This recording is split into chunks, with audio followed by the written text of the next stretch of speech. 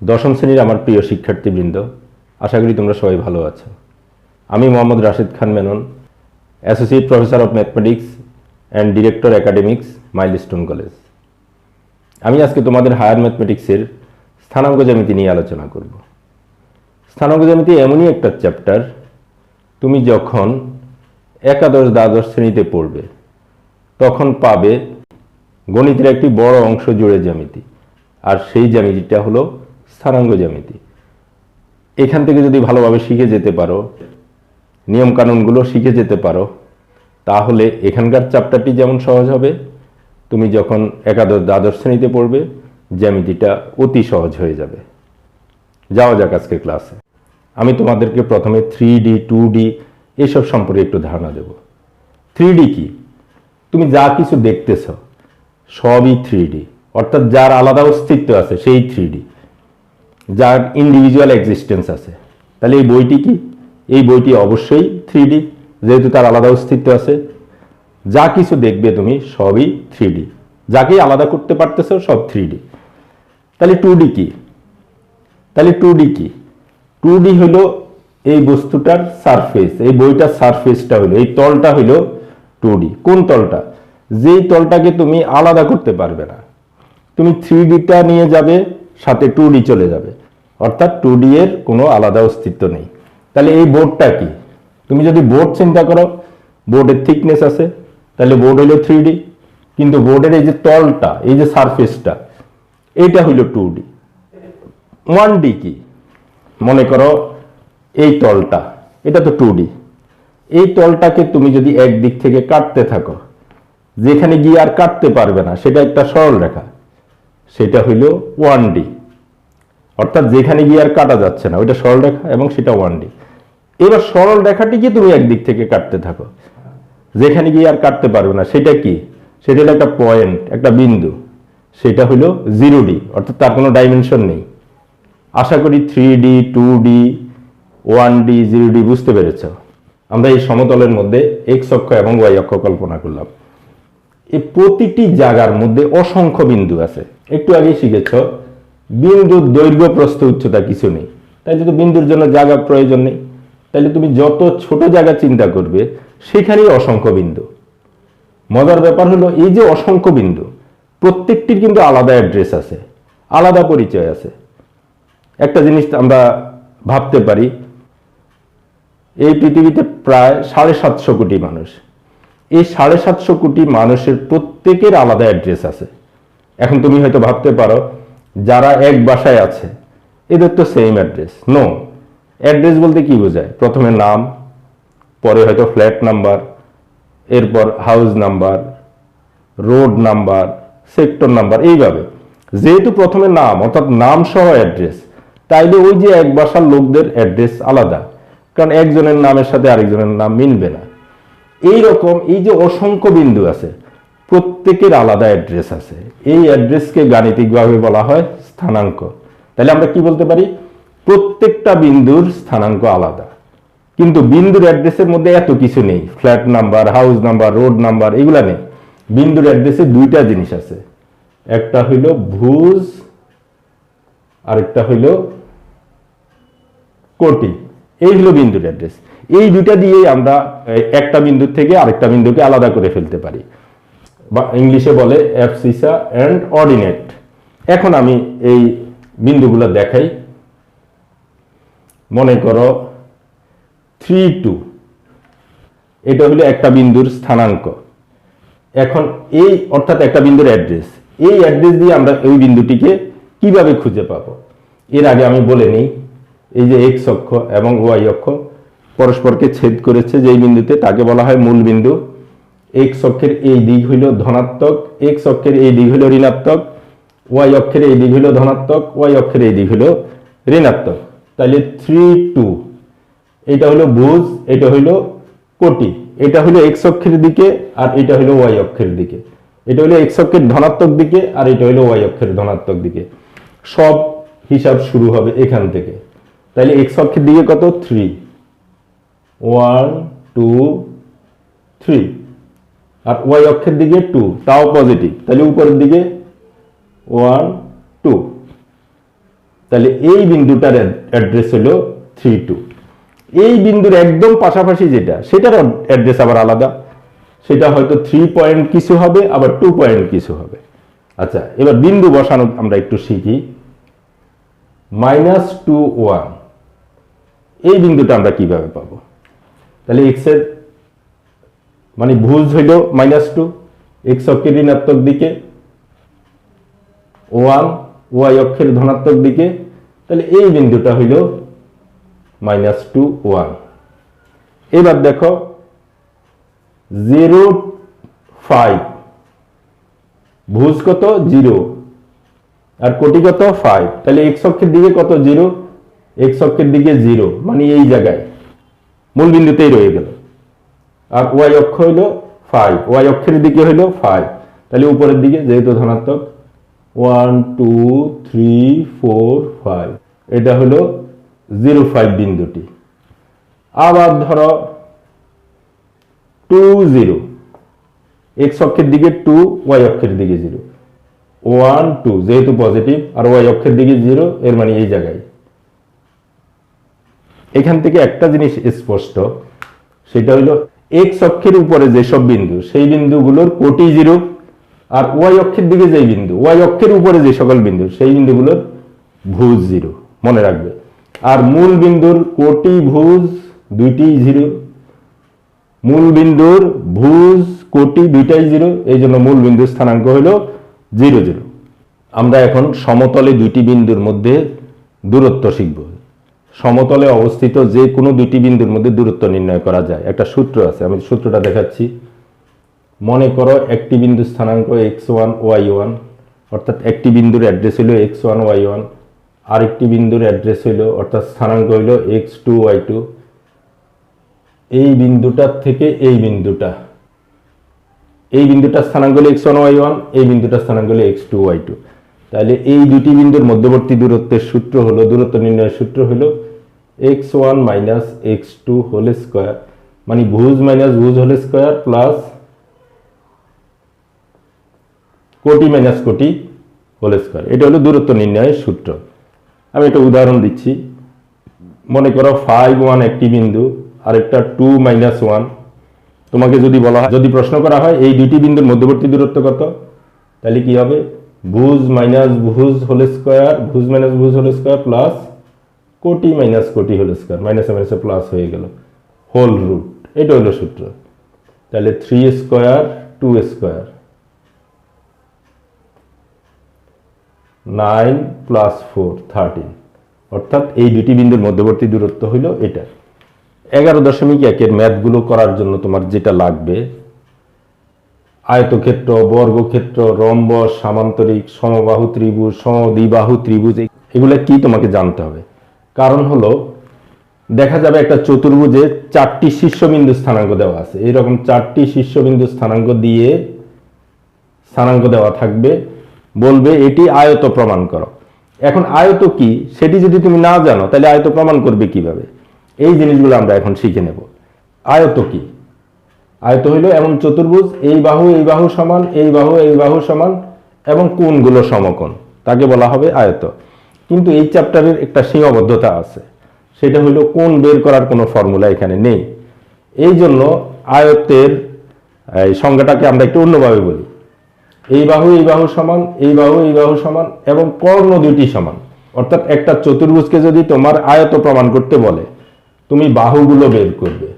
যদি বিপরীত বাহু সমান হয় এবং কর্ণ দুটি যদি সমান হয়, তাহলে তুমি বলে দিতে পারবে আয়তে। যদি বর্গ প্রমাণ করতে বলে, তাহলে তুমি প্রত্যেকটা বাহু বের করবে ওই যে দূরত্ব নির্ণয়ের সূত্র দিয়ে প্রত্যেকটি বাহু বের করবে। যদি প্রত্যেকটি বাহু সমান হয় এবং কর্ণ দুটি সমান হয়, তাহলে বর্গ।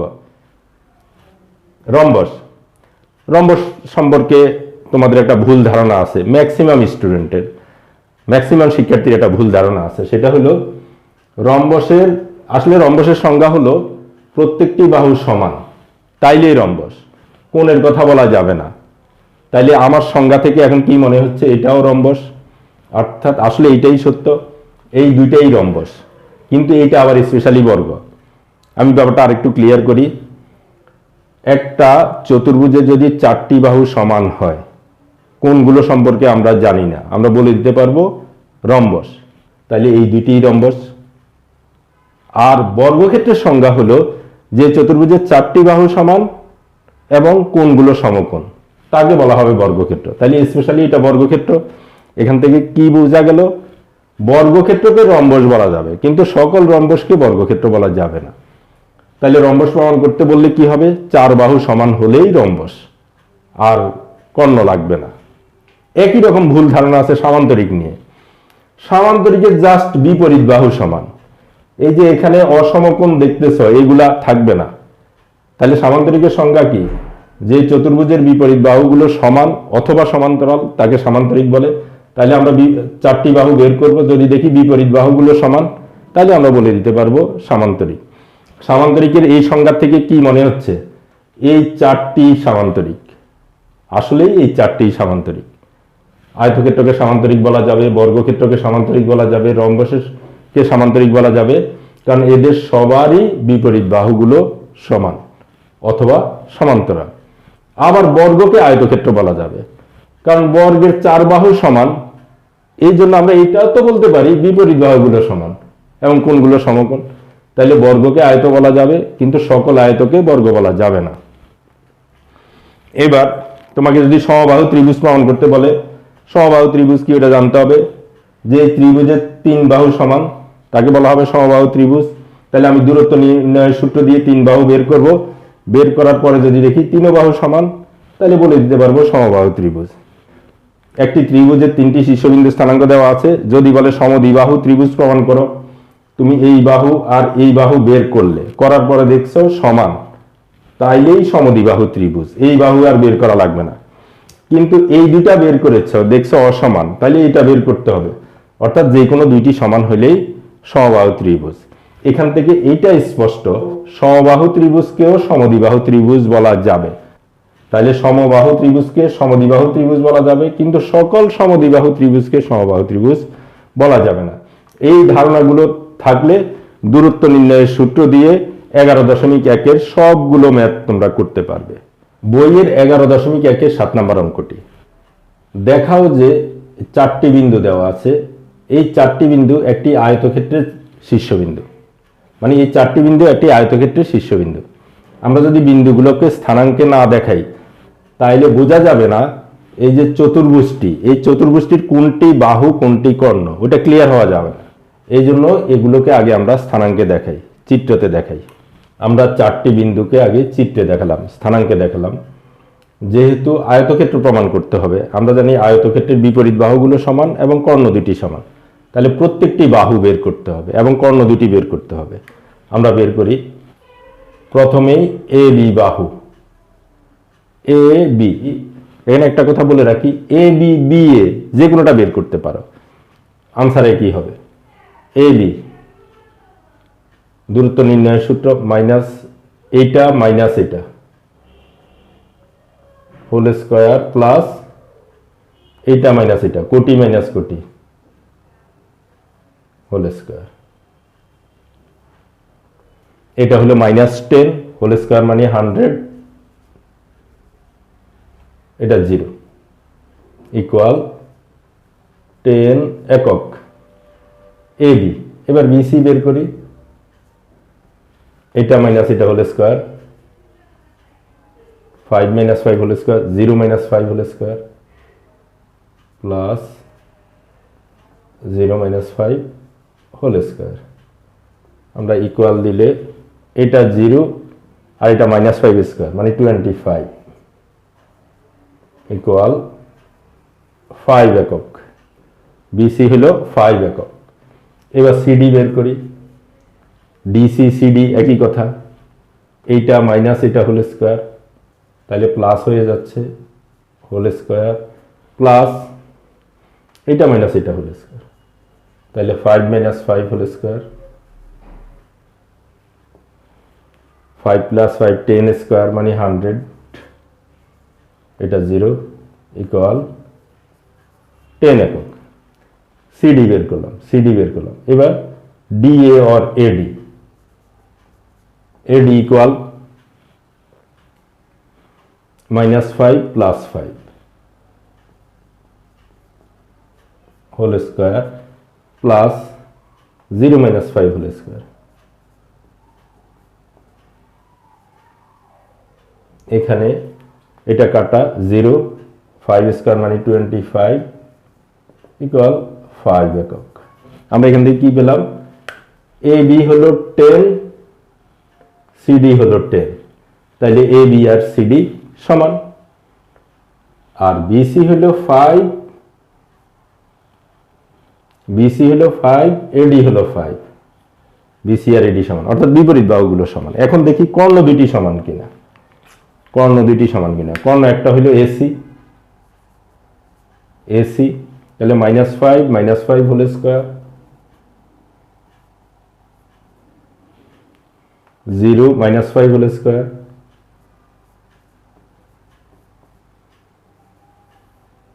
ইকুয়াল, এটা হলো 100 আর এটা হলো 100, এটা হলো 25, তাইলে 125 এটা কত হয়? 5√5 একক। এটা হলো এসি। এবার বিডি বের করি। বিডি 5 + 5 হোল স্কয়ার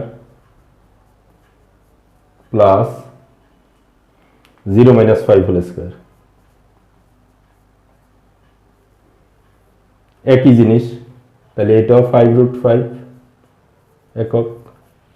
তাহলে দেখা গেল কি ABCD চতুর্ভুজের বিপরীত বাহুগুলো সমান এবং কর্ণ দুটি সমান, তাইলে এটি একটি আয়তক্ষেত্র প্রমাণ হয়ে গেল।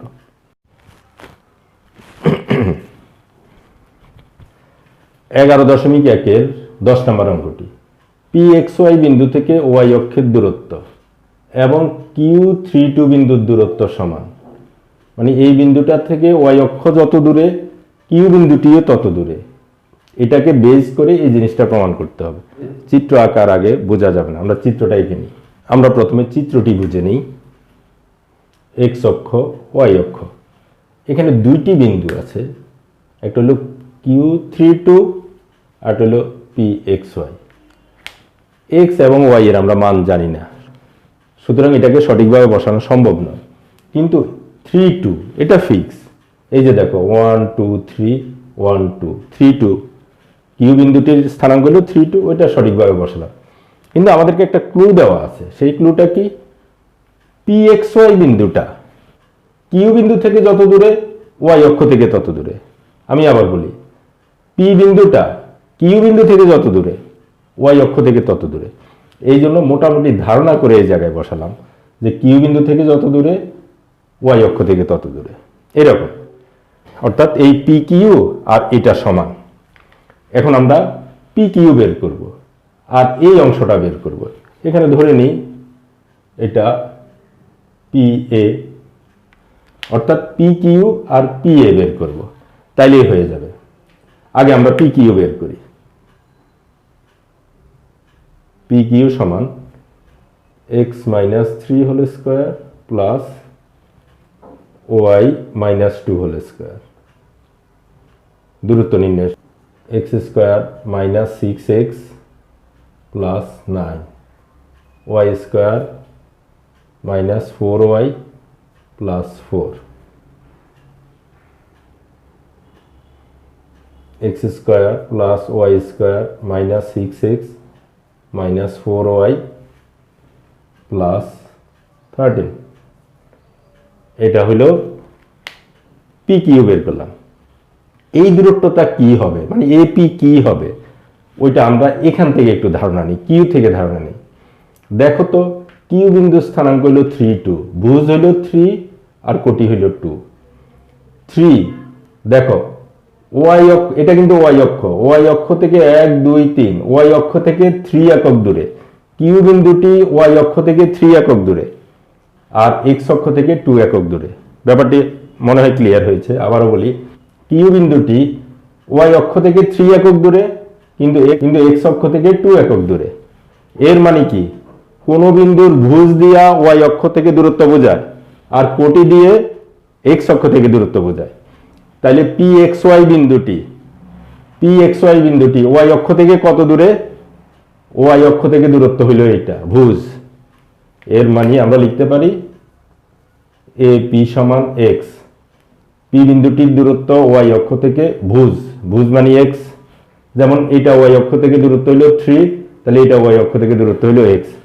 এখন প্রশ্নে বলা আছে এই দুটি দূরত্ব সমান, তাহলে আমরা লিখতে পারি কি x square plus y square minus 6x minus 4y plus 13 equal x. মানে এটা সমান এটা, এখানে রুট আছে, মানে এটা সমান এটা। উভয় পক্ষকে বর্গ করে দেই, x square plus y square minus 6x minus 4y plus 13 equal x square. দুই পাশের থেকে যদি এক্স স্কোয়ার অমিট করে দেওয়া হয় আমরা লিখতে পারি y square minus 6x minus 4y plus 13 equal to 0। Y square minus 6x minus 4y plus 13 equal to 0। এর মানে প্রুভড। আশা করি ক্লাসটি ভালোভাবে দেখবে এবং তোমাদের 11.1 অঙ্কগুলো প্র্যাকটিস করবে। এরপরে আরেকটি ক্লাস নিয়ে আসব। সেই পর্যন্ত খোদা হাফেজ।